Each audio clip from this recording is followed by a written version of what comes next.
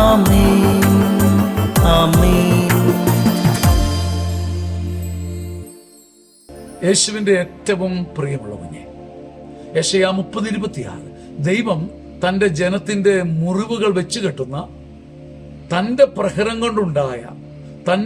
കൊണ്ടുണ്ടായ ദൈവശിക്ഷ കൊണ്ടുണ്ടായി എന്ന് നാം കരുതുന്ന പ്രഹരങ്ങൾ സൗഖ്യപ്പെടുത്തുന്ന ദിവസം, ചന്ദ്രപ്രകാശം സൂര്യന്റെ ശോഭ പോലെയും സൂര്യപ്രകാശം 7 ദിവസങ്ങളിലെ പ്രകാശം ഒന്നിച്ചായാൽ എന്ന പോലെയും 7 ഇരട്ടിയാകും.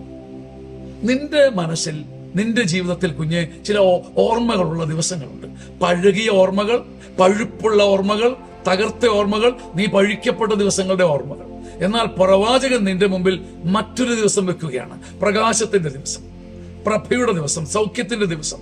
നിന്നെ പുറകോട്ട് വലിക്കുന്ന പഴകിയ ഓർമ്മകളുടെയും പഴുപ്പുള്ള ഓർമ്മകളുടെയും ദിവസങ്ങൾക്ക് ശേഷം ദൈവം ഒരു പ്രകാശിക്കുന്ന ദിവസം സ്വപ്നം കാണാൻ നിന്നെ പഠിപ്പിക്കുക. അന്നത്തെ പ്രത്യേകത എന്താ?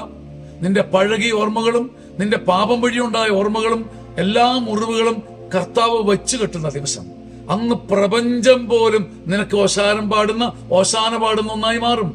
ചന്ദ്രപ്രകാശം നീ നോക്കുമ്പം സൂര്യപ്രകാശം പോലെ, സൂര്യപ്രകാശം നീ നോക്കുമ്പം 7 പുഴകൾ ഒന്നിച്ചു ചേർന്നാൽ എന്ന് വേണം 7 ഇരട്ടിയായി, 7-fold നീ ചെയ്യുന്നതെല്ലാം 7 ഇരട്ടിയായി കൃപാനിർഭരമാകുന്നു.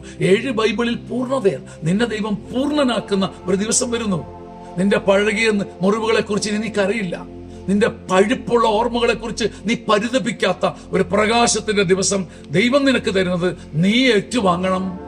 നിന്റെ പഴകിയ ഓർമ്മകളിൽ നിന്ന് നീ കുതിച്ചു പോകാൻ ഈ വചനം നിന്നെ സഹായിക്കട്ടെ. യെശയ്യാ 30:26 7 ഇരട്ടി പ്രകാശം വരുന്ന ഒരു ദിവസം നിന്റെ മുമ്പിൽ ദൈവം വെച്ചിട്ടുണ്ട്. അത് നോക്കി മുന്നോട്ട് പോകണം. ആമേൻ, ആമേൻ.